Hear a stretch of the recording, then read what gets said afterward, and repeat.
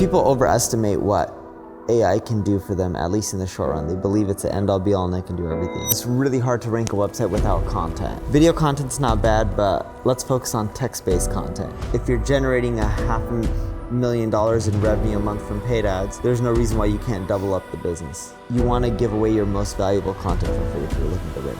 Should I, at this point, be spending all this time now trying to get Google going? Yes. Okay, why? Because there's a ton of money to be made from it. Hey everyone, welcome to today's video. We are backstage at AdCon 2023 where we've just had Neil Patel headlining the event, and we have decided to produce a little bit of content backstage, which is selfishly for me, and I think you're going to learn a lot from it. We have scaled our coaching business to $500,000 a month with paid advertising. Neil is the master at Google SEO. You've been doing this for now how long?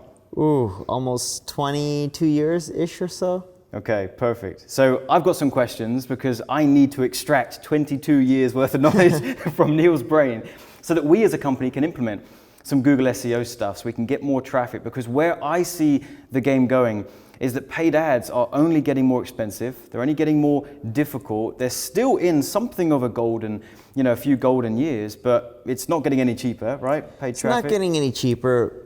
But I think there'll be a way to make money from paid ads for a very, very, very long time. Yeah. Just like SEO was much easier 10, 15 years ago. Yeah.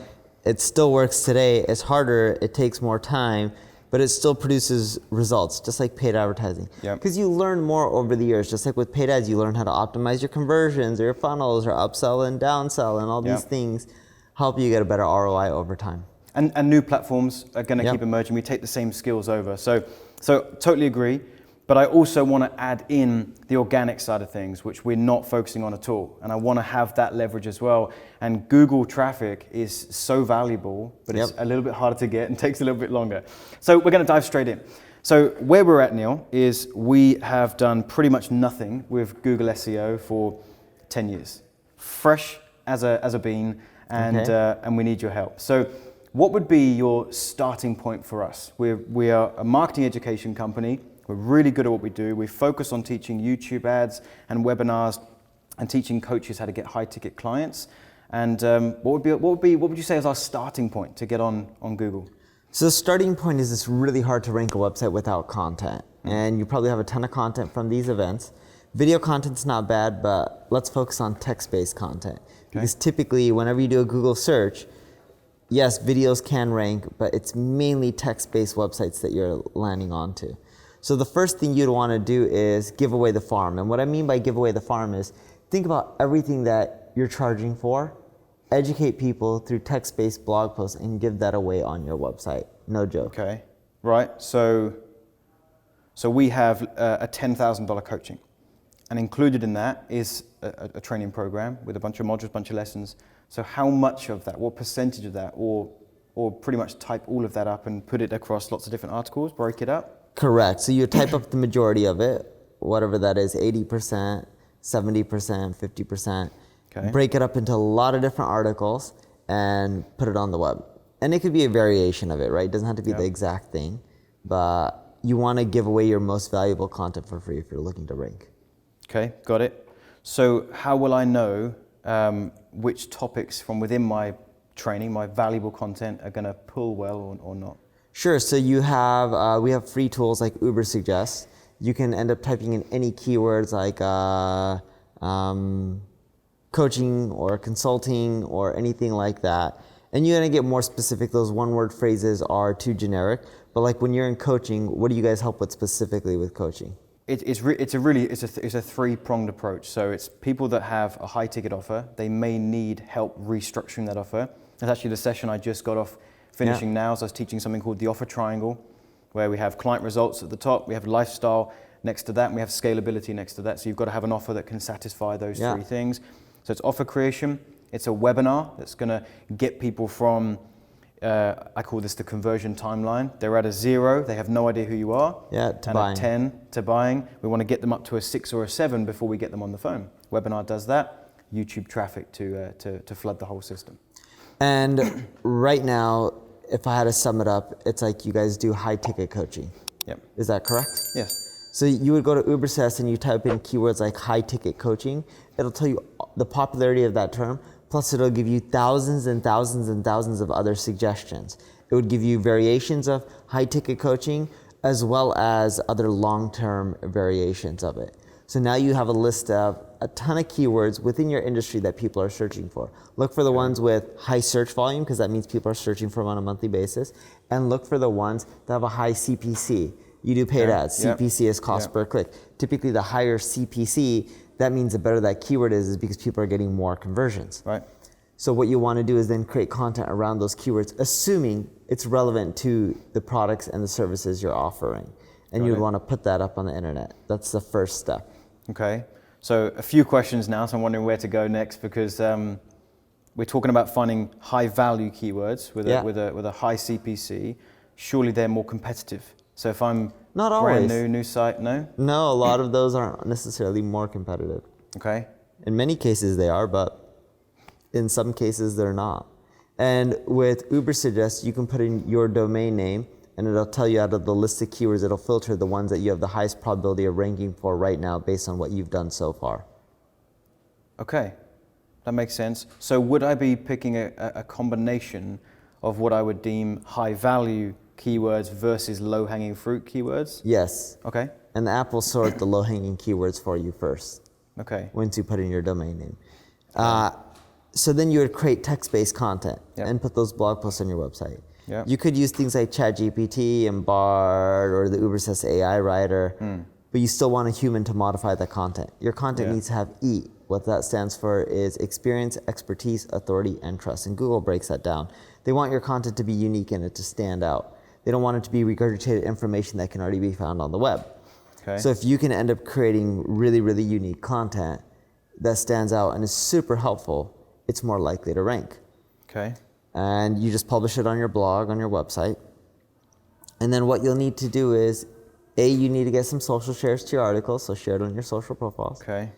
And you can also reach out to other people who share similar content on Twitter and other social networks and ask them to share content, and maybe you reciprocate and share their content. Okay. And then B, you need to get links. Links are one website linking to your website. Yeah. Without other people linking to your website, you're not going to rank as well. Okay.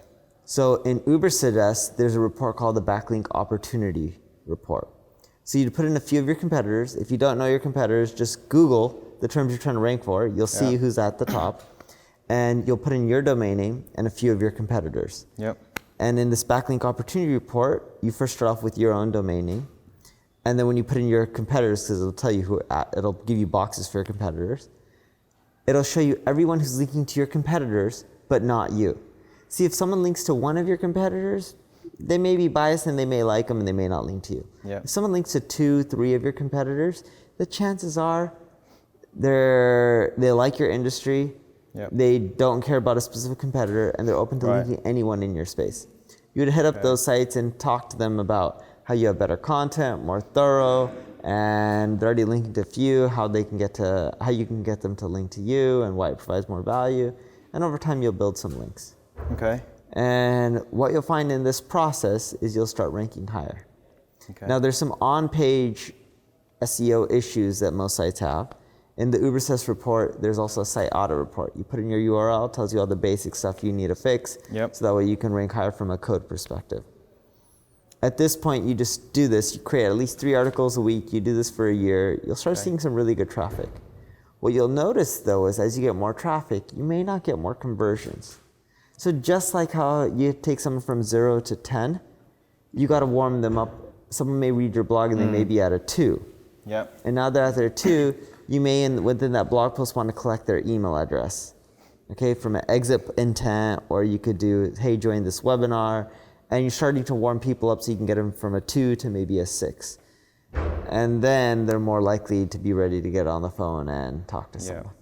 Okay. So let's just come back to backlinks then, because that's one of the things on my list to ask you about. Because back 10 years ago, I used to do a little bit of Google SEO, and it was really easy 10 years ago. We would just go to Fiverr and just buy a bunch of backlinks, and it actually worked. I'm aware that that's far from the truth now. Yeah. What you've just described is very helpful, but sounds very manual. Is there any way to automate this, leverage my time better than reaching out manually to all these different competitor sites? No, there isn't. Okay. you have to just create amazing content, reach out to them, get links. Okay. There are some other ways you can generate links, like you can create infographics. People are more likely to link to infographics from what we see. You can use Canva to create them. Infographic is just a visual that breaks down a story you're trying to tell. You can also create free tools. They're easier to generate links to. And sorry to interrupt, just before we move on, infographic, that's something I would just embed into the blog post. Yes. Okay, with any kind of SEO benefits in the way that I'm... just embed to the blog post. Just people like it, they'll link to it. Okay. And then free tools. You can do it. You know, I don't know the coaching space too well, but like if I'm in fitness, BMI mass calculator, body mass index calculator. ChatGPT was able to create the game Pong in less than 60 seconds, so you can have it create almost any tool for you. You can also use sites like Code Canyon to buy tools that you can white label and put on your site for like under $100, maybe $50. Okay. And these tools over time will help build links as well. Okay, that's good to know. You just got to find tools within your space, but on sites like Code Canyon, there's tools in almost every space. Okay. So what I'm hearing, and I want to make sure I'm understanding this correctly, is now the game is we want high value backlinks, but perhaps less of them than just trying to get thousands and thousands of backlinks just for the sake of having a backlink. Am I understanding that right? Ideally high value and quantity. Okay. But high value quantity. Okay. And if you can't get that, high value is fine. Relevant sites linking to you. You don't want Neil Patel linking to you when you're in coaching. Yeah. You may want another coaching site linking to you. Or you may want a CNBC or Bloomberg website linking to you that's breaking down how people are making a lot of money through coaching, and it's an up and coming industry. Right. I'm making it up. Maybe they would write about that, maybe they wouldn't. Okay. But that's the kind of stuff that you want. And you'll get that over time. You just got to do it often enough, create enough content, add enough value, and people link to you. Okay. This is like a conference. If you give content, are people going to come back next year? Nope.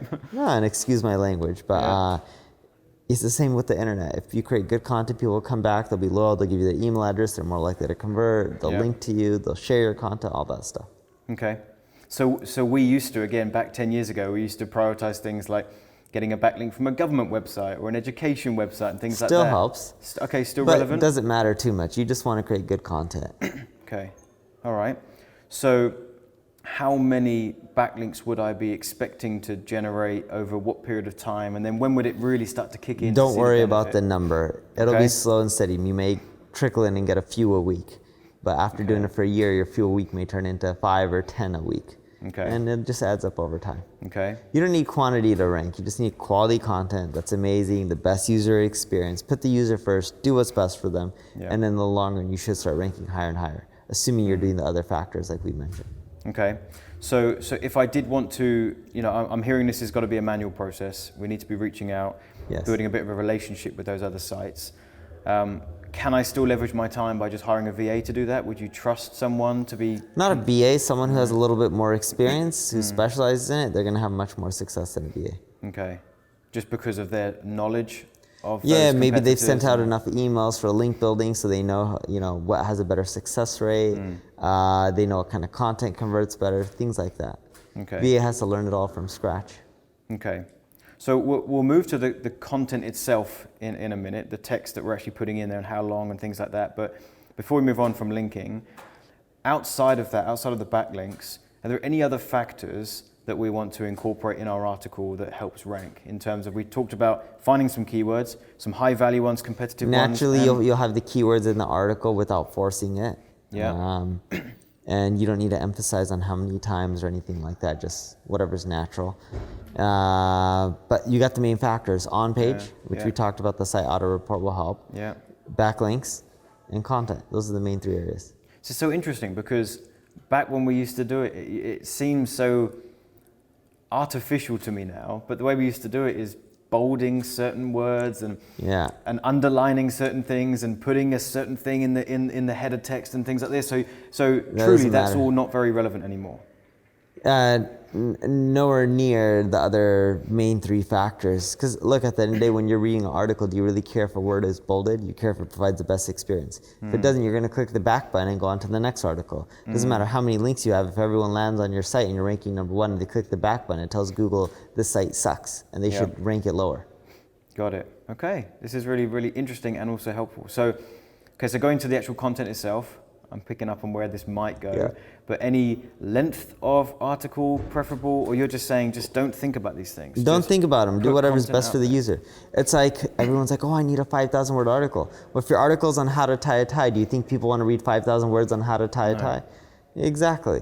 But if your article is on how to build a car motor engine from scratch, I don't think people want 1,000 words. They want probably more than 5,000 words, and they probably want images and GIFs and videos integrated so that way they know how to do it step by step.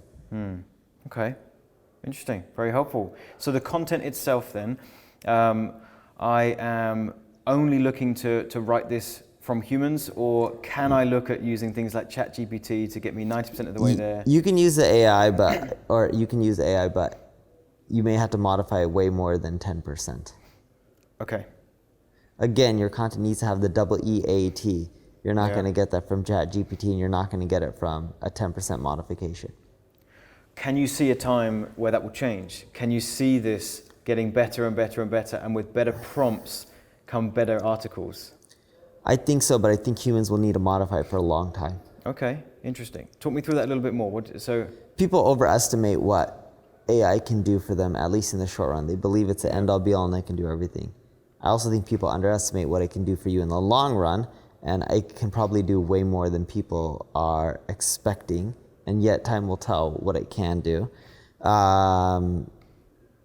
But imagine right now, if you're using AI and you have it create a piece of content, it's scouring the web and using that as a baseline to come up with something new.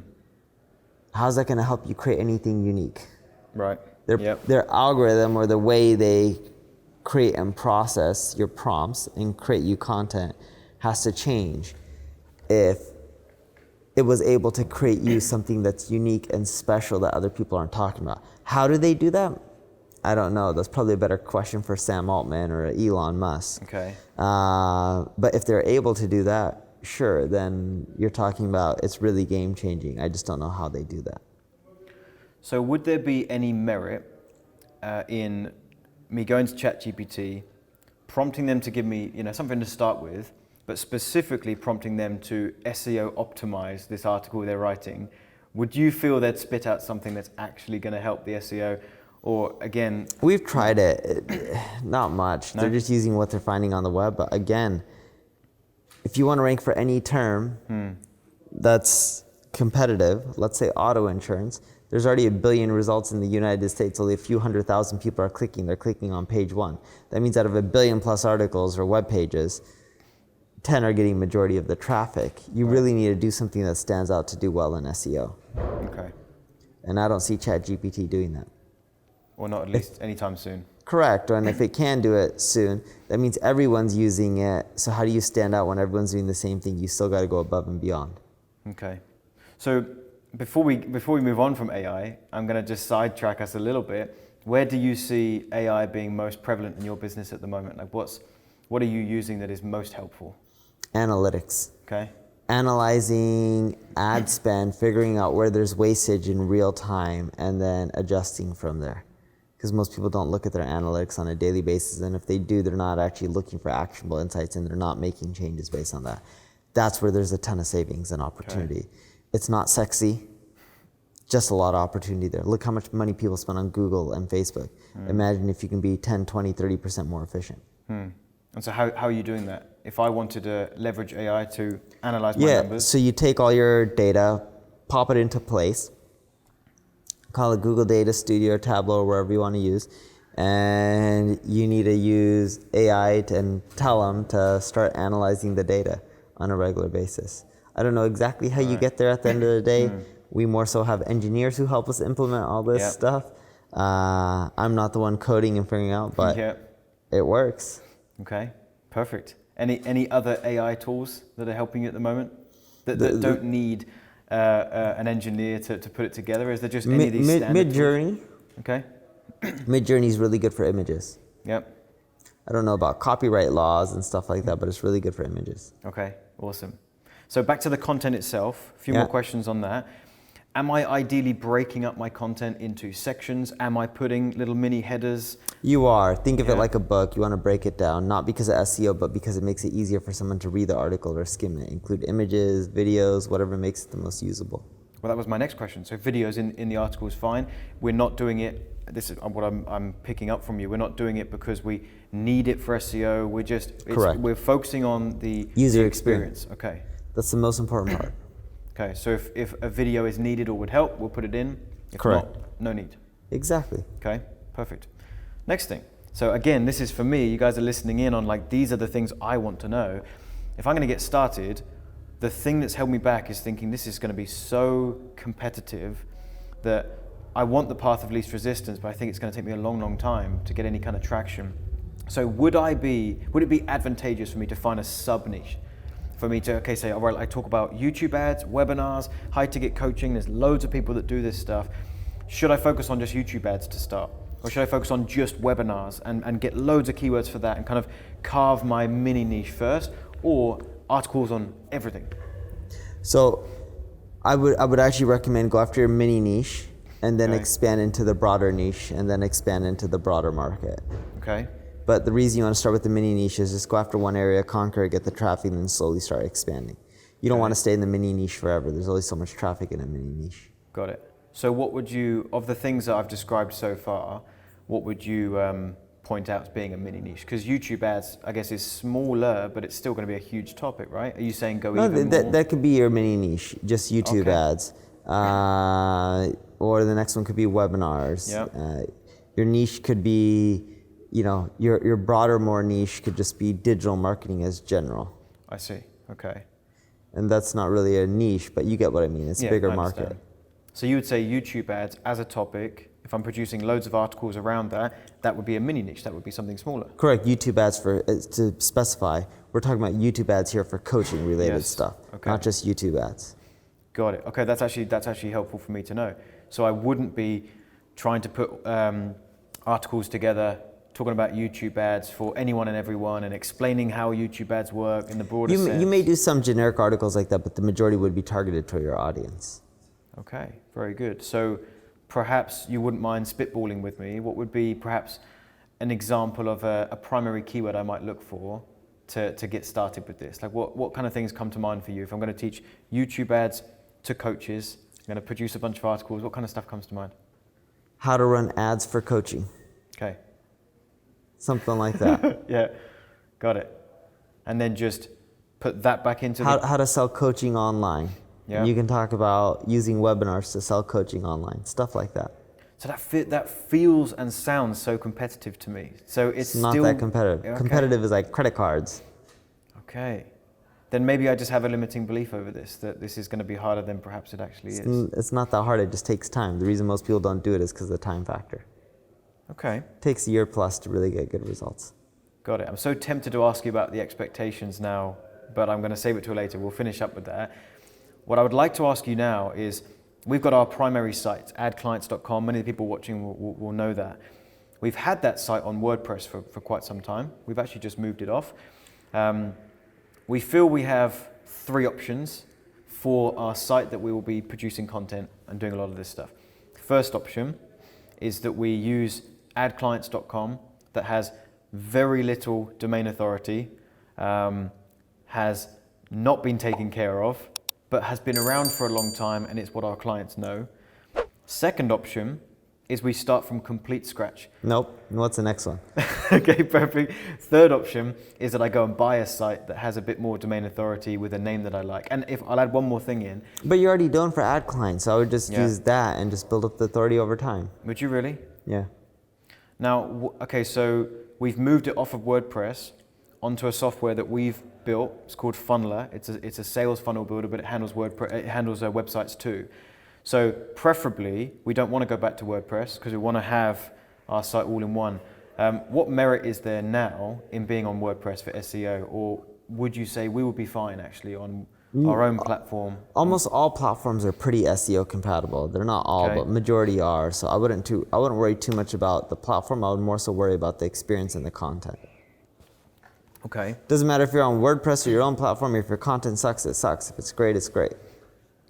So But is there any merit in WordPress? Like if I put the same article on a site that's not on WordPress and one that is, my understanding Well, it's not is about WordPress or not. It's about Right. did you do all the other stuff like optimize your site for SEO and fix the errors and improve the load time. And assuming you did all the other stuff, it doesn't matter if you're on WordPress or not.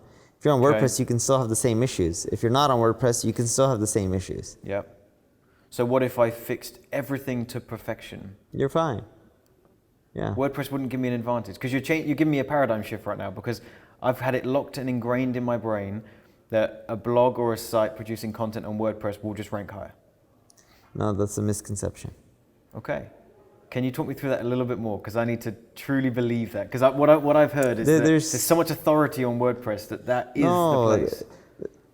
Authority on the internet is how many people know your brand, talk about it, link to it, etc. WordPress is just a platform. Yep. Just like if someone used your platform, it doesn't mean that they're going to rank higher. It's just a platform. Okay. You got to optimize it, create an amazing experience, create amazing content. You're either going to rank or you're not going to rank. It has nothing to do with the platform, assuming you fix all the other basic stuff. So with that in mind, one more thing to add in.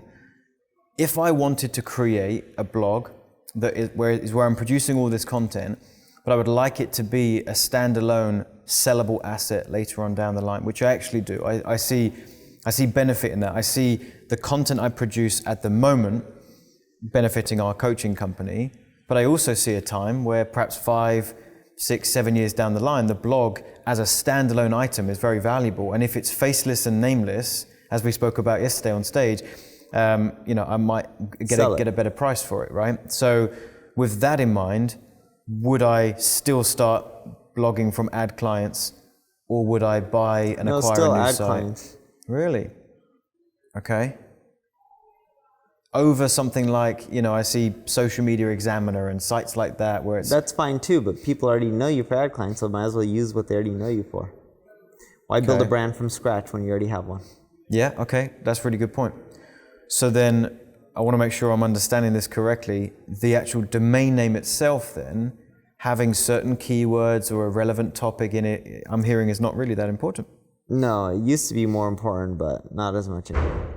Okay. Wikipedia ranks for a lot of stuff. The domain Wikipedia doesn't have tons of keywords in it. That's true. The URL may, and that's fine. You naturally may put keywords in a URL, but the domain doesn't have to have keywords. So you mentioned something yesterday on stage about Wikipedia, which I'd love for you to repeat for my viewers here. You talked about updating content. Would you mind sharing that? The reason Wikipedia ranks for almost everything is they update content. It's like if I give you an apple that's 3 years old, would you want to eat it? No, thank you. Exactly.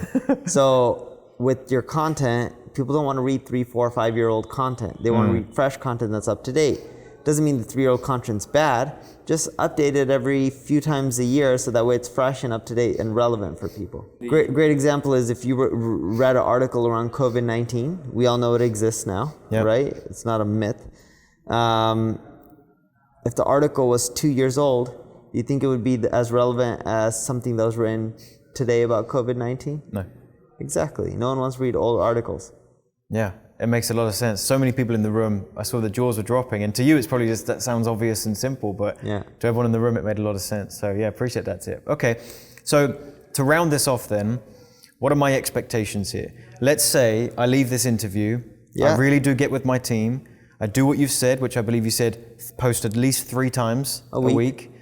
I'm going to perhaps use ChatGPT to help us with a starting piece of content, but we're going to put human time into it.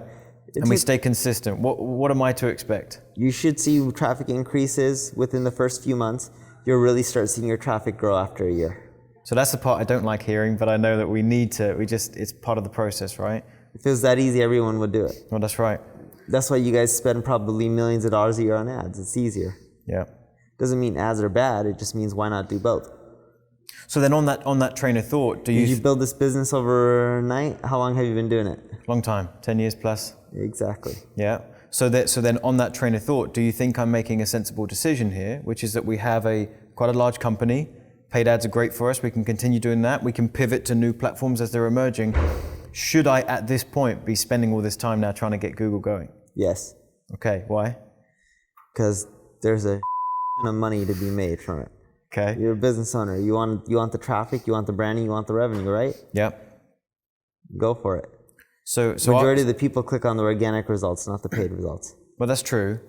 So There's also more traffic on Google than YouTube. So after a year or two, I've stayed really consistent. In my industry, the type of topics that we've spoken about, what levels of traffic are realistic? If my articles are really going to I would have to look up gen- your space, but if you're generating $500,000 in revenue a month from paid ads, there's no reason why you can't double up the business. Okay. Well, that part's exciting. 12 Yeah. months is not exciting, but doubling the business is. Okay, awesome. Any final fast track tips? You're probably going to say no. Produce good content. There's nothing else to this. It's really just good content, links, social shares, optimize your site. But the big thing is you can't create Me Too content. Everyone assumes you do what the competition does and you'll rank. Well, the competition already ranks and it's good enough. You got to do something better than them to beat them. Okay. So then is there a tipping point where my content is building on itself, compounding to a point where, much like the example, of a penny doubling every day for 30 days, you get halfway through, you're 15 days in, that's the point where you might go, this is doing nothing. After a year, you really start seeing it grow. But an exponential curve, as in Google wants to see a certain length of time, a certain amount of content, Not and then always. they boost you? No, it's not always like that. It really is random, but it's because everyone's content quality is different. Every industry has different competition. There's a lot of factors. You may build links faster than someone else. Again, there's just so many factors. But typically, yes, you do see exponential results. It really does compound from usually for what we're seeing from years 1 to 3. Okay, years 1 to 3, fine. Last question, I think last question, I might think of another last question. At what point would I evaluate what I'm doing with our SEO efforts and determine we're going in the wrong direction and we need to fix something here? Because if it's going to take 12 months... You should be able to tell within a few months, are you getting the right type of traffic, the right type of impressions for the right keywords? And if you're not, then you may be doing something wrong in your strategy, like picking the wrong keywords or writing crap content.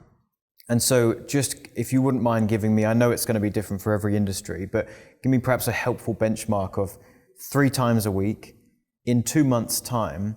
What am I looking for to see at least we're going in the right direction, we're picking the right keywords? More impressions. You can log into Google Search Console and you should see the impressions go up. Impressions are how many people seeing your listings on Google. It doesn't mean they're clicking, they're just seeing your listing. Okay, got it. And then after a year, we should be seeing some good results. Traffic, yes. Wonderful. Neil, thank you so much for your time. Really do thanks for appreciate it, dude. Hope that was helpful for you. If it was, do me a favor, hit the like button on this video. It really helps the channel. It helps this go out to more people. And don't forget to subscribe to the channel. We put out great content just like this every single week, and I'll see you in a future video.